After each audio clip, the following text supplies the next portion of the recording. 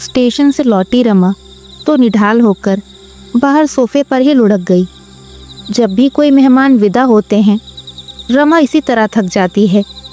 एक तो 4 दिन पहले से वह सफाई अभियान शुरू कर देती है, फिर मेहमानों के आने पर उन्हें सुबह शाम नए नए व्यंजन बनाकर खिलाने में उसकी सारी शक्ति खर्च हो जाती है। उनके साथ घूमना भी पड़ता है, पिकनिक, सिनेमा, शॉपिंग, सैर सपाटा। मेहमानों की विदा होने पर बिखरे घर को समेटना भी उसे भार लगने लगता है। मंजू यूं तो अकेली ही आई थी, पर 4 लोगों के बराबर थी। उन लोगों के साथ तो उसकी चुहलबाजी चलती ही रहती थी। बच्चों के साथ भी उसने खूब धमाचौकड़ी मचाई। बच्चे भी आंटी से बड़े प्रसन्न थे। 2 दिन तो स्कूल भी गोल किए रहे। 4 दिनों तक घर में उत्सव सा चलता रहा। उसके जाते ही एकदम खाली खाली लग उठा था। रमा बुरी तरह थक गई थी, शरीर से भी और मन से भी। मन से शायद और भी ज्यादा। चाय लोगी? राकेश ने आकर पूछा तो समझ गई कि उनका पीने का मन हो रहा है, पर वह वैसी ही लेटी रही और अनमने भाव से कह दिया, ना, बहुत थक गई हूँ। अभी चाय पी लूँगी तो फिर नींद नहीं आएगी। मैं बस सोना चाहती हूँ। तो अंदर जाकर लेट जाओ ना, बिस्तर लग गए हैं। वह उत्कृत भाव से उठी और बेडरूम में जाकर लेट गई। राकेश पर उसे प्यार आने लगा। सच, कितने समझदार हैं। कपड़े बदलने भीतर आए होंगे, उतनी देर में चादरें भी बदल दी। जानते हैं ना कि वह बहुत थक गई है। रसोई से हल्की खटर पटर की आवाज़ आ रही थी, पर उसने ध्यान नहीं दिया। स्टेशन जाने से पहले सभी लोग भारी भरकम नाश्ता कर चुके थे। तभी यह तय हो गया था कि अब रात को खाना गोल कर दिया जाएगा। उसी घोषणा का सहारा लिए वह चुपचाप पड़ी रही। बोर हो गई थी वह। उसका मन विद्रोह कर उठा था। सुबह शाम वही चाय नाश्ता, वही खाना, इसी दूरी पर सदा घूमते रहो। यह भी कोई जिंदगी है? मंजू को देखो, कैसा अलमस्त जीवन है। मन हुआ बना लिया, मन हुआ बाहर खा लिया। कोई झंझट नहीं, कोई परेशानी नहीं। जितना कमाया अपनी मर्जी से खर्च कर दिया। कोई हिसाब पूछने वाला नहीं है। चेहरे पर कैसी सुर्खी बनी हुई है। कौन कहेगा कि वह रमा की हम उम्र है? कौन विश्वास करेगा कि रमा ने भी कॉलेज का रंगीन विश्व देखा है? एमए ना सही, बीए तो किया है।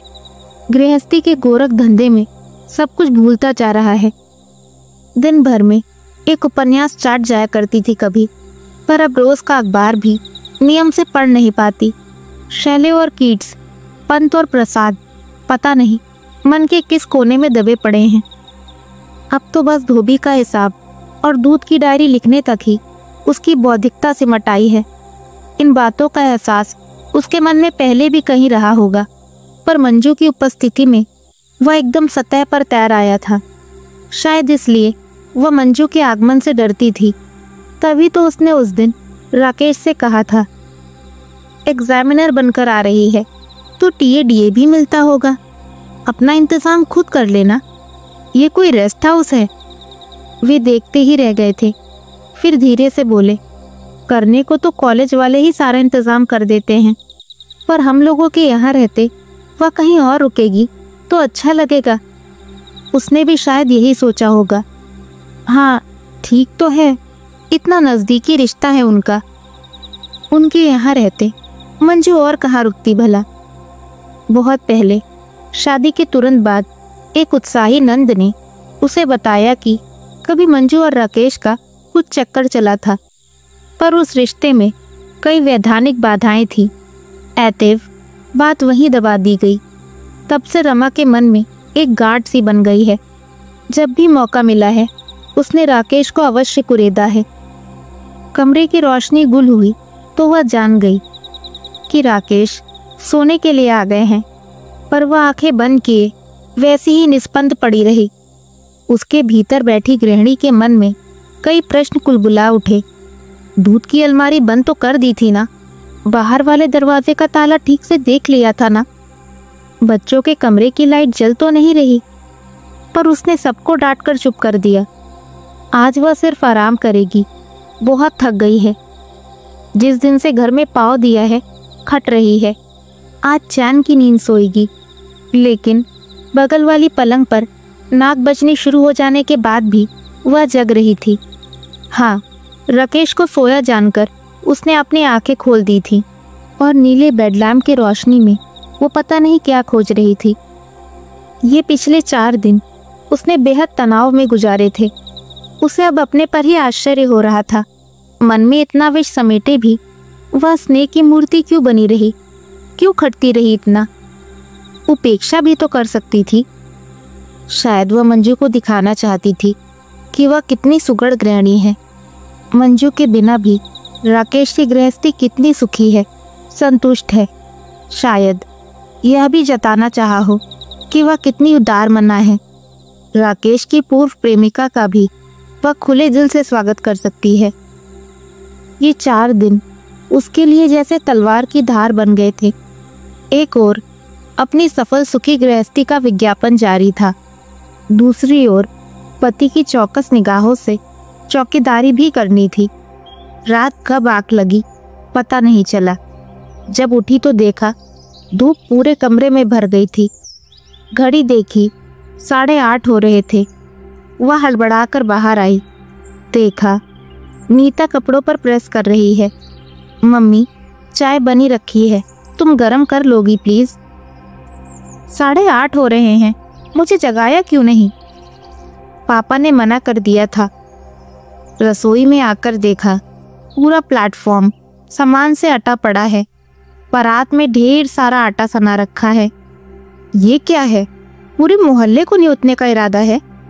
गीला हो गया था ना, फिर और मिलाना पड़ा। सुमित कहाँ है? स्कूल गया है। उसकी बस तो 7 बजे ही आ जाती है। नाश्ता करवा दिया था, दूध के साथ बिस्किट दे दिए थे। टिफिन में मटरी और केक रख दी है। पापा कहाँ हैं? पापा बाजार गए हैं, शायद इडली सांभर लाएंगे। इडली की क्या ज़रूरत पड़ गई?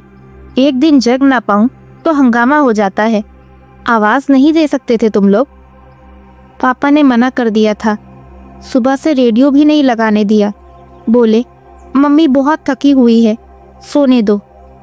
पता है तुम्हारे कमरे के दरवाजे खिड़की तक बंद कर दिए थे, अभी बाहर जाते हुए खोल कर गए हैं, नहीं तो पता नहीं कब तक सोती।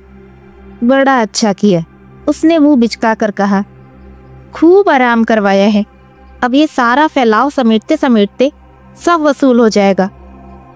एक बार वह रसोई में पहुंच गई तो सचमुच सब लोग एकदम से निश्चिंत हो गए। घड़ी के साथ तालमेल बिठाते बिठाते वह हाफ उठी। मम्मी 9:30 हो रहा है। सुनो 9:45 हो चला है। ओफो, तो मैं क्या करूं? मैं कोई मशीन हूं क्या? वह बड़बड़ाती रही, पर 10 के घंटे के साथ उसने खाना टेबल पर लगा दिया। खाना खाते समय देखा राकेश की उंगली पर पट्टी बंधी है। ये क्या हुआ? कुछ नहीं, सब्जी काटते में लग गई थी, उन्होंने अपराधी भाव से उत्तर दिया। किसने कहा था ये कारगुजारियां दिखाने के लिए? वे कुछ नहीं बोले, चुपचाप खाना खाते रहे। खाना खाते ही वे एकदम उठ खड़े हुए। आज नीता को भी छोड़ते हुए जाना था, उसकी बस छूट गई थी।